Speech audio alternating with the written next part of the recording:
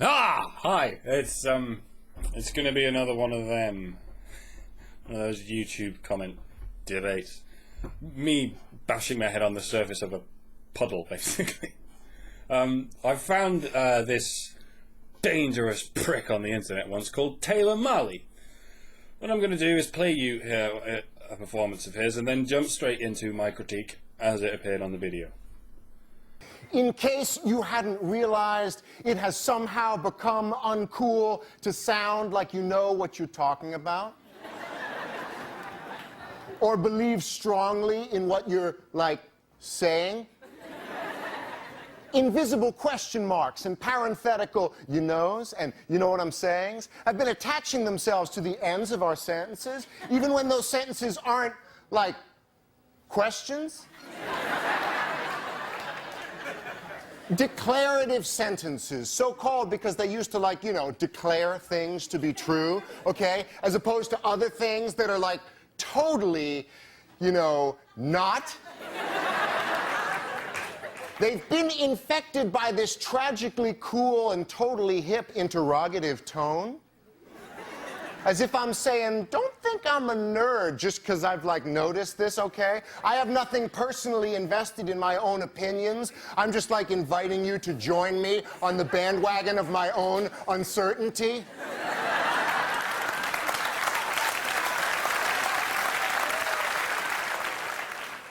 What has happened to our conviction?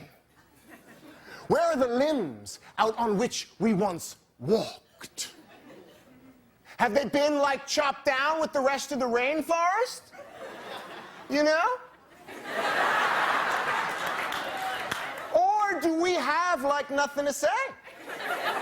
Has society just become so filled with these conflicting feelings of that we've just gotten to the point where we're the most aggressively inarticulate generation to come along since, a long time ago?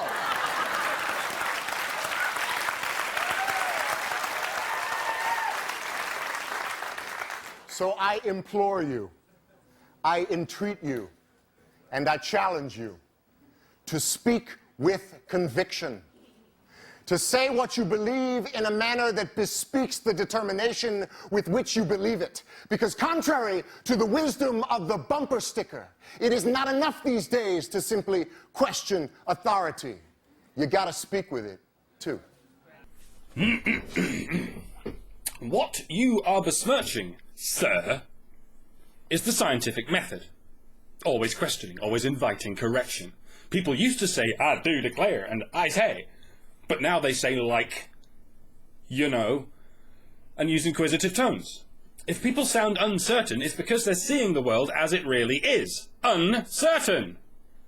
We don't need ogres like this man telling us we should always be certain regardless of the evidence. History teaches us of the disasters into which this frame of thinking has led us. Boo! Enter Grim Pumpkin. What voice should we do? Let's do Drunk Bird. Are you fucking retarded? He said not to talk like an idiot. When he says talking certainly, he means not to question things so you don't look like a know-it-all nerd. And by question, he means saying or you know. So please watch the video before leaving retarded comments to make yourself look smarter, since it's failing terribly. Not one section of that paragraph made sense, but thanks for playing. You've wonderfully accentuated my point. Taylor Marley is pissed off about people who use to create simile, and to indicate empathy, rather than pissed off with the wretched and verminous vocabularies of people like Grim Pumpkin here, who will call you a fucking retard as often as they can blink, even in a sentence accusing you of trying to sound smart. That's what your precious conviction sounds like, Taylor. No response as of yet from Grim Pumpkin. Enter 75 Zaya. 1. It sounds to me like you're creating a false dichotomy, where an assertion is either dogmatic or stutter-toned and unconfident. 2. I don't know, that sort of sounds like a false dichotomy type thing, like you don't have to be dogmatic or whatever to not sound unconfident, if you know what I'm saying. 3. Shut up, idiot, you don't have to be dogmatic to have conviction. Jesus, you're slow. You're very clever to know the term false dichotomy, but you should find the page on paradigms. I didn't exclude all other options, I just gave an alternative example of lexical shortcomings to get pissed off about. Here, have another. 75 Zaya here doesn't reach for appropriate words, but swings around whatever term is most recently squidged into that befuddled brain. When you learn straw man, you'll be trying to open tin cans with it. Conviction should depend on competence. Anyone else? Are you trying to pass off what you were saying as, well, don't be overconfident either? No one would have opposed that. But that's clearly not what you're saying. If you watch the video, you'll see that the likes are not used to create similes, and that the you-knows, if they were ever used to indicate empathy in the first place, quickly became redundant. Molly criticizes the incessant use of like, and you say ogre says always be certain, a false dichotomy via straw man, not paradigmatic. Quote, say what you mean in a manner that bespeaks the determination with which you believe it. End quote. That's exactly what people do. Marley's just pissed off that other people aren't as arrogant as he is. He takes the humility and patience that mankind has spent millennia cultivating and shrugs it off as trying to be cool. Quote, I don't have anything personally invested in my own opinions, I'm just inviting you to join me on the bandwagon of my uncertainty. End quote. Yes, Taylor, that is how open-minded people talk. Neither Malley nor I are advocating arrogance. The point he's trying to make is that adding the same 3 or 4 words repeatedly into every sentence does nothing but needlessly elongate the points you're trying to make, cause you to sound illiterate, and trivialize everything you have to say. If you're not certain, a simple correct me if I'm wrong will do the trick. Wow! That is categorically not what he's saying. His beef is explicitly with uncertainty, and he lays the blame squarely on cool culture. He said nothing whatsoever about elongation, illiteracy, or trivialization, nor anything related to them. Those are your contentions, not his, but as it happens, they're also dead wrong. Elongate, like, is a lot shorter than correct me if I'm wrong. And it is utterly impossible to sound illiterate or trivialize by adding a word to a sentence. Massive fail. Enter Vector Zero. Let's do Duncan.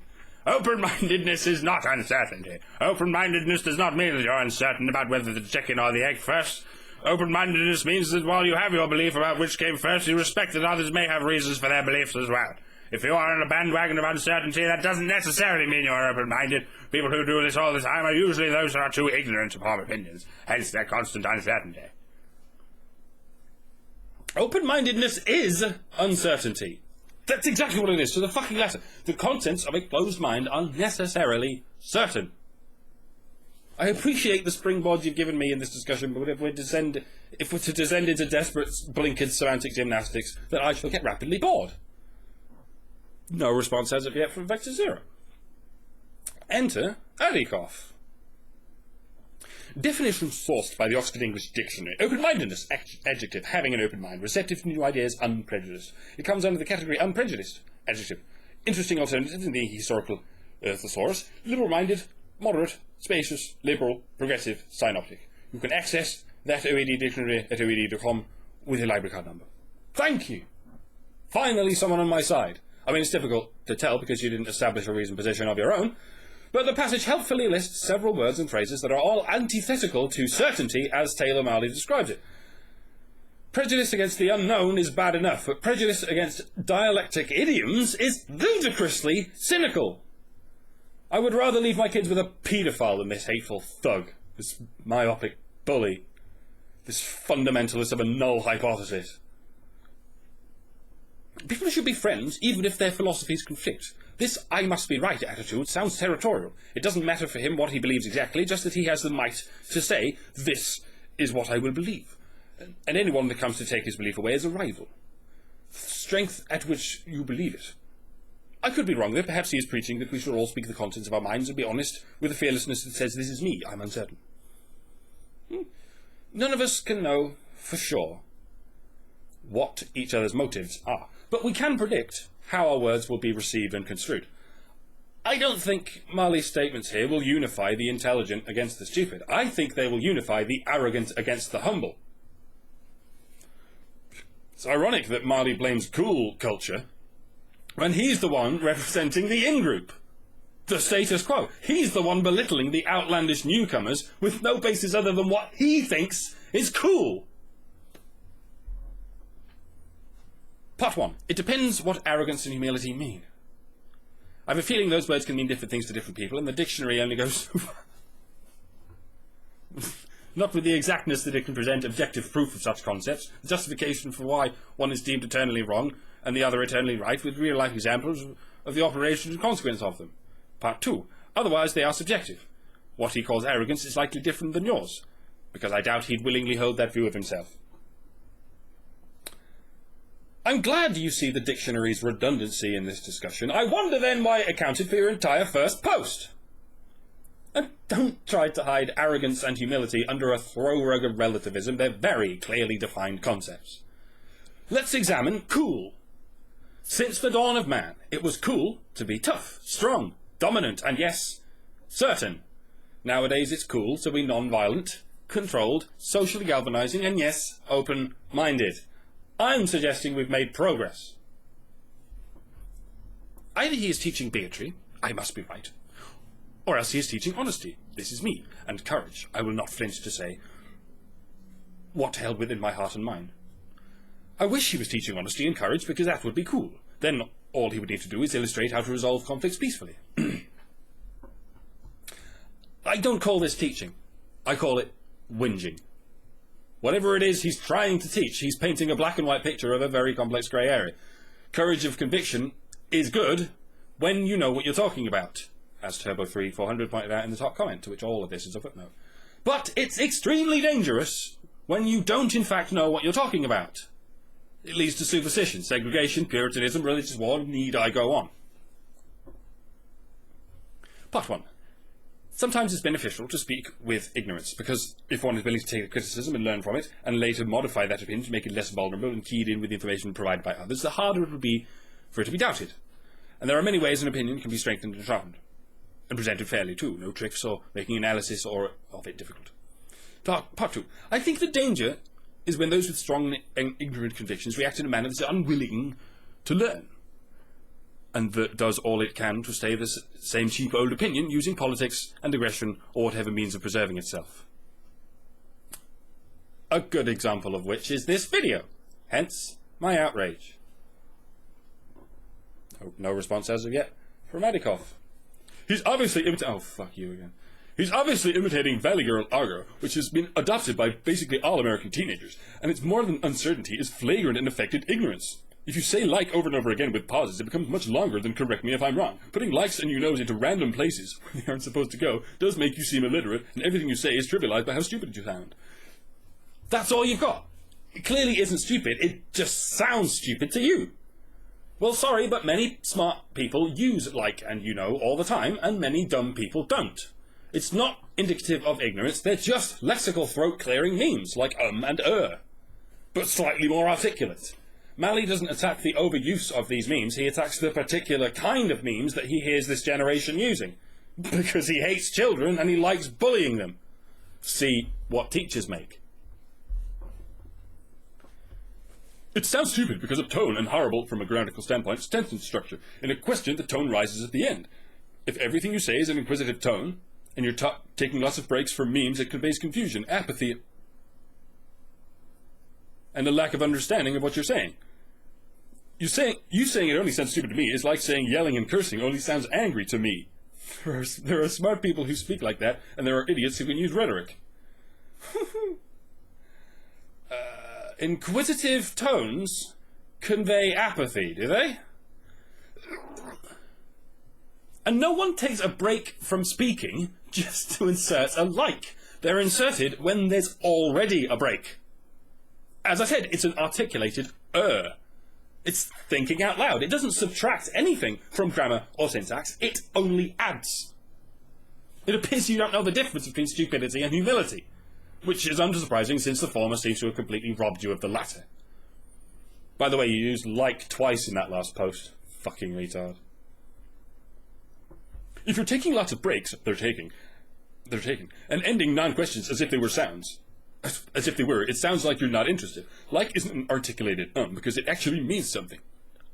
And I'm not condemning the word, but the excessive and incorrect use of it. The like used by teenagers is like the meaning similar to, except they use it as an indirect is. I'm beginning to wonder if you haven't heard Valley Girls talk, because these things normally don't need to be explained. It should speak volumes to you that I've had this whole argument without even knowing what a Valley's girl is. How has it still not clicked? These are your prejudices. Evidently against a particular kind of girl. Maybe your beef is with overuse, but Taylor's is with the expression itself.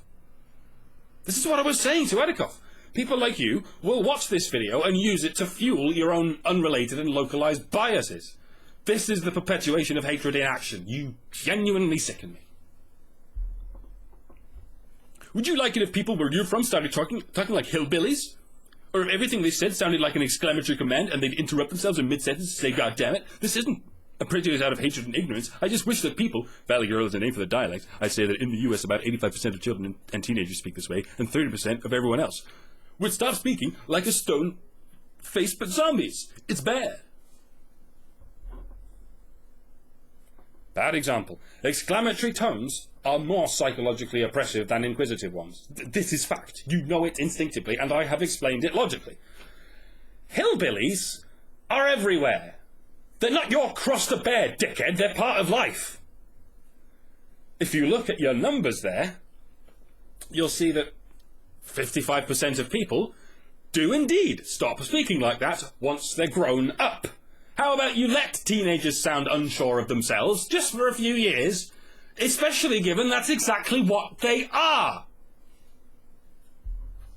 The point I've been trying to make this whole time is that speaking in the way that Maddie is imitating doesn't make you sound humble, but confused and inarticulate, and that repeating means is annoying. Aside from agreeing that I could have given a better example and that teenagers shouldn't be forced to stop speaking the way they do, I don't know how to respond. How about admitting that you're wrong and that you've been wrong this whole time? You know you are.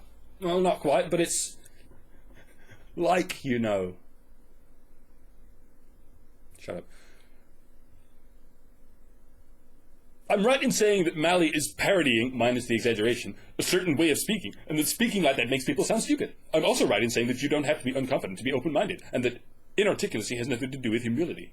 You're wrong in saying that it is like, that like is articulated and that it adds to grammar and syntax. What am I wrong about? All of the above! You've made countless assertions with zero explanations. At this point, all I can do is argue about how horrendous you are at arguing. And that, my dear acquaintance, is not worth my time. Yes, I have, and I'll repeat them. Like isn't an articulated because it means something else. Using the same words constantly and incorrectly is inarticulate, and interrogative assertions... What? Interrogative assertions indicate a lack of comprehension. People who can't express themselves or who have comprehension problems are more often than not stupid. Open-mindedness means unprejudiced and not flagrantly self-doubting. Those are explanations, and this isn't the first time we've given them. Look at the words you have to use to make yourself sound right. Constantly, incorrectly, nothing but unsubstantiated hyperbole. Interrogative assertions. Where the shit did that come from? Are you just pulling words out of the dictionary's ass? You're starkly incapable of expressing yourself lucidly or comprehending simple premises. Yet here you are, judging others for the very errors you're obliviously committing. I am going to die from irony if I don't stop talking to you. How could something as black and white as correct and incorrect have any room for hyperbole? The word constant is used hyperbolically, in which case it means too often. An interrogative assertion is a ridiculous oxymoron, but it's relevant to the conversation and the meaning should be clear. If you want substantial evidence, look up something like teen rants or makeup advice or stop hating on, and you'll get lots of results. It's time for pose law. If you're a troll, you're indistinguishable from a genuine ignoramus, and you have failed to divert this conversation in an inorganic direction. If you're a genuine ignoramus, you're indistinguishable from a troll. As such, you have a personality defect bordering on the clinical, and it's not sporting of me to taunt you like this. If you have a very large ego and you're losing an argument, you will try to intimidate the person you're debating into silence by belittling them and using lots of specific rhetoric.